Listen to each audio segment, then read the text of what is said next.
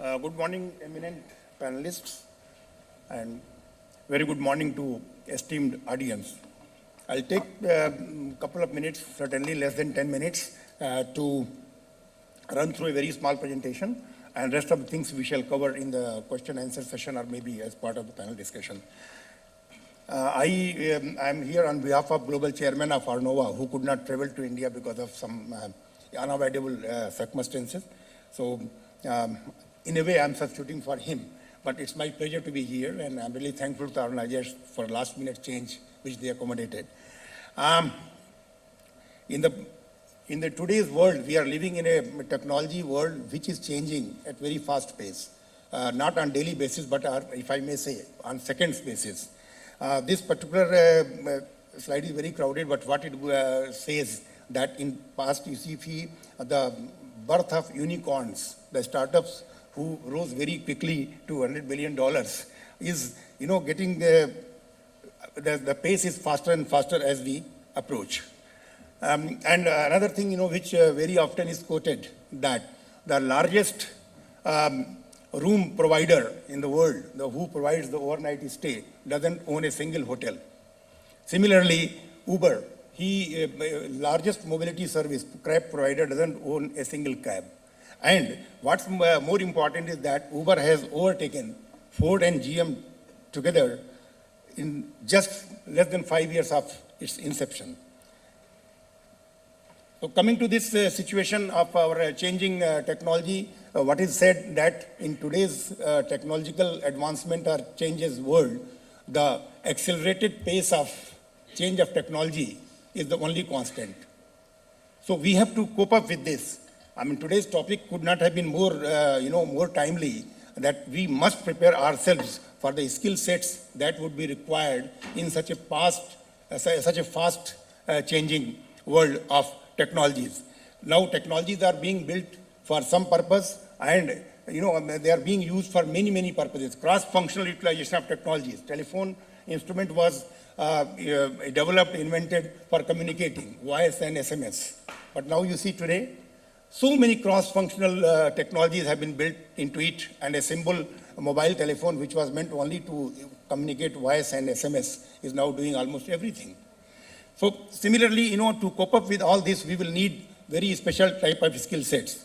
Another important point is this, that there's a triangle, there's a triangle of enormous, unlimited, virtually unlimited computing power, then abundance of sensors, global network of sensors, coupled with data analytics, big data analytics, ably aided by deep learning, artificial intelligence and machine learning, is changing society beyond recognition. So to cope up with that kind of change, we do need certain skills, which I have tried to list here as skills required in the next decade. The first and foremost will be creative and new innovative mindset. What we saw about Uber, what we talked about the hotel room provider Airbnb, they are nothing but a salient example of innovation, innovative business model, the innovative business. So innovation will become so important. It has already become, but it will become so important in the next decade that it will have to become a structure of the personality of tomorrow's CEO. Tomorrow's CEO will have to have innovation as in his DNA. I mean, it has to be structure of his personality, has to be innovation. So I don't think it needs any further elaboration that creative mindset and innovation will be one of the key skill sets that will be required.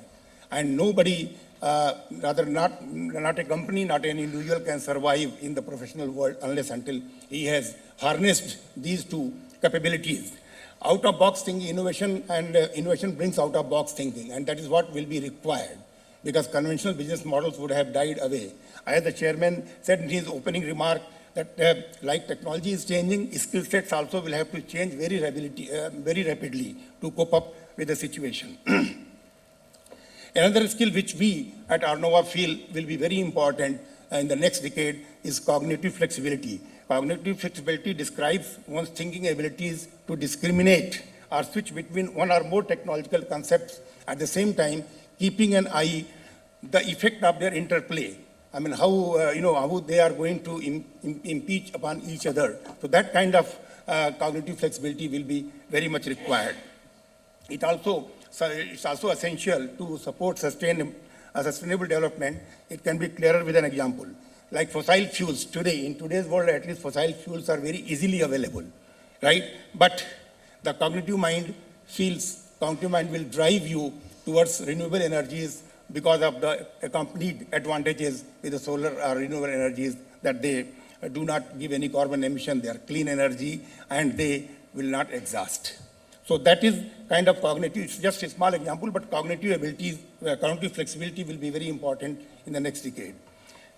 Now, digital literacy, again it was mentioned that, digital literacy will no more be a choice, it will be a compulsion. So therefore, computational thinking and digital literacy will play a very important role for the jobs in the next decade. From artificial intelligence and machine learning, we now move to judgmental and decision making. There is no substitute to real intelligence. So artificial intelligence and machine learning are playing their increasing role, and they are essentially required, whether we like it or not, but they would acquire more and more importance, but they would not be substitute to real intelligence. So we shall definitely, even so, we shall require judgment and decision-making ability on the part of humans. Last but not the least is resource engineering. I mean, what we call circular models, ability to create circular models, like, waste to energy, waste to other products. So this kind of training and ability will be required from the people to create circular models as a part of resource engineering, and it will be very important in the next decade.